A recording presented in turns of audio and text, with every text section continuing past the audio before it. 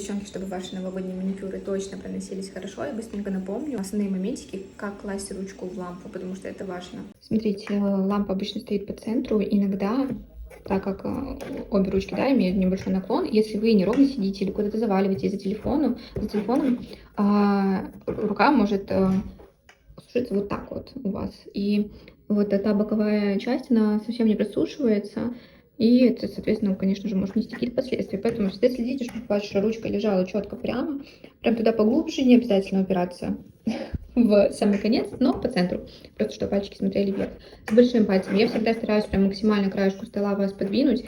И мы кладем не вот так вот, не вот так вот, а прям полностью обхватываем столик и сушим тоже по центру. Смотрим, чтобы тоже никуда, ни на какую сторону пальчик не заваливался, потому что тоже бывает, что на правой руке он заваливается вправо, на левой влево. Просто следим, стараемся, чтобы всегда все смотрело, ноготочки наши смотрели четко вверх.